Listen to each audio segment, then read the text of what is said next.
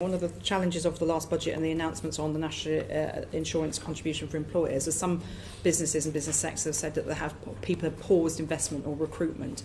Do you have a concern about that, and have you got any words of comfort about what might lie ahead for those businesses that have been particularly hit with higher wages by the end, when the new financial year kicks in, higher staffing bills as a result of this? As I said in my answer to Dame Harriet's question, of course there are always consequences of any tax changes that a government makes. But do you worry that it might mean that some businesses are not putting in the money that they could be putting to grow sometimes those small jobs that Dr. Sander talked about that are important? That I hosted this morning with some of the UK's biggest exporters. But if we hadn't have taken the decisions that we made, we wouldn't have been able to ensure the stability of the public finances. And when you lose control of the public finances, interest rates go up and bond yields go up further. And since we came to office last July, the Bank of England has had the confidence to cut interest rates 3 times.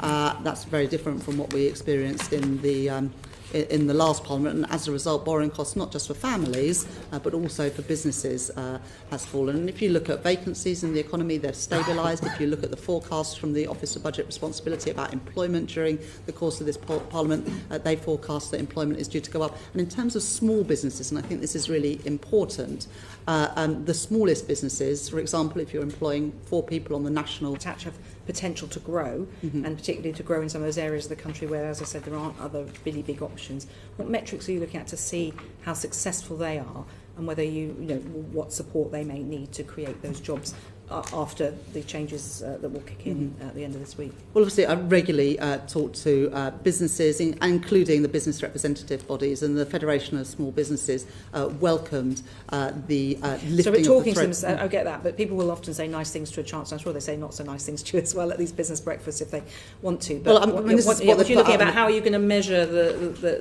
whether there's any, what the impact of this is, and whether they will continue to have confidence to grow. Yeah, it's not just about what they say to me. The Federation for Small Businesses have said that we accepted one of their recommendations that they've been recommending to government for some time, which is to increase the threshold at which small businesses pay national insurance, and they welcome the fact that we listened to that and did that. Of course, we look 3 months, wages have been rising faster than prices, around twice as high in the most recent data. Vacancies have stabilised at a historically high level in the economy, which shows that we need to do more to help people back to work. You mean vacancies are not a high level, you mean vacancies have stabilised at a low level? No, quite a high level compared to the historic averages, which again gives confidence that businesses do want to carry on hiring, and in fact it's about redoubling our efforts to ensure that those people who are not in work today are supported to get back to work, because vacancies at about 700,000, 800,000 are at a historically high level, and businesses still complain about the challenges that they have in recruiting the people they need to do the jobs, and we need to help businesses to be able to access the skills they need. Misunderstood. Mr. McFarlane. Chair, if I may, just to your series of questions, you started with the NICS changes and then obviously what we look at.